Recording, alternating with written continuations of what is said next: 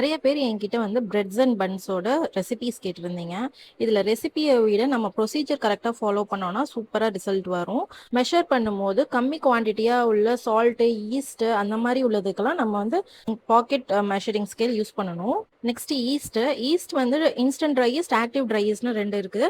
Instant try ஈஸ்ட்டை அப்படியே டேரெக்டாகவே நீங்கள் மாவில் போட்டு மிக்ஸ் பண்ணி நீங்கள் யூஸ் பண்ணிக்கலாம். ஆக்டிவ் ட்ரை ஈஸ்ட்னா மட்டும்தான் நம்ம ஈஸ்ட் ஆக்டிவேட் பண்ணி அதுக்கப்புறமா மாவில் சேர்க்குற மாதிரி இருக்கும். மாவு பிசையும் போது நம்ம வந்து மெஷர்மெண்ட்ல உள்ள பட்டர் அண்ட் ஆயிலை தவிர வேற எக்ஸ்ட்ராவா எதுவும் ஆட் பண்ணாம இருந்தாலே மாவு சூப்பரா வரும். அதே மாதிரி தண்ணியோட குவான்டிட்டி பொறுத்தும் டோவோட கன்சிஸ்டன்சி சேஞ்ச் ஆகும். அதனால கொஞ்சம் கொஞ்சமா நீங்க ஆட் பண்ணி ஃபர்ஸ்ட் டைம் பண்ணும்போது செஞ்சு பார்த்துட்டு அதுக்கப்புறம் அது எவ்வளோன்னு நீங்க மெஷர் பண்ணி வச்சுட்டு அப்புறம் நெக்ஸ்ட் டைம் ஆட் பண்ணும்போது உங்களுக்கு ஈஸியா இருக்கும். ஸ்டாண்ட் மிக்சரில் அதை பண்ணினாதான் பிரெட் அண்ட் பன் நல்லா வருமா அப்படின்னு கேட்டால் அப்படி இல்லை, கையில் பண்ணாலும் சூப்பராக வரும்.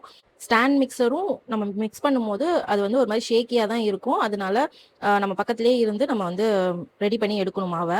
ரெடி ஆயிடுச்சான்னு கண்டுபிடிக்கிறதுக்கு நம்ம விண்டோ பெயின் டெஸ்ட் பண்ணணும். லைட்டாக கையில் வந்து ஆயில் அப்ளை பண்ணிட்டு நம்ம கொஞ்சமான மாவை எடுத்து நம்ம ஸ்ட்ரெச் பண்ணி பார்க்கும்போது மாவு கிளியாமல் நல்லா டிரான்ஸ்பரண்டாக வரும்போது அது வந்து ரெடி ஆயிடுச்சுன்னு அர்த்தம். மாவு ரெடி ஆனதுக்கு அப்புறம் ப்ரூஃப் பண்ண வைக்கணும். ப்ரூஃபிங் முடிஞ்சதுக்கு அப்புறமா நம்ம ரோல் பண்ணணும். அந்த டின் சைஸ்க்கு தகுந்த மாதிரி வச்சு நம்ம வந்து ரோல் பண்ணி எடுத்துக்கணும் பிரெட்டுக்கு.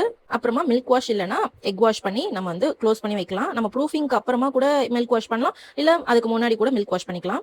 டின்ல போட்டதுக்கு அப்புறமா திரும்பியும் ப்ரூஃபிங் பண்ணணும். அதுக்கப்புறமா பேக் பண்ணி எடுத்தோம்னா ரொம்ப சூப்பரான பிரெட் வரும். இது 1/2 kg பிரெட் பண்ற டின்னு நான் 250 கிராம் பண்ணியிருக்கேன். அதனால அடியில் இருக்குது. இது புதுசாக வாங்கின டின்னு, அதனால இதில் எவ்வளோ நேரம் பேக் ஆகும் அதெல்லாம் எனக்கும் தெரியாது. அதனால கொஞ்சம் பார்த்து பார்த்து தான் நானும் பண்ணேன். நெக்ஸ்ட் டைம் பண்ணும்போது கொஞ்சம் ஈஸியாக வந்துடும். ஆனால் பிரெட்டோட ரிசல்ட் பாருங்கள், சரியான சாஃப்டாக சூப்பராக வந்துருந்துச்சு.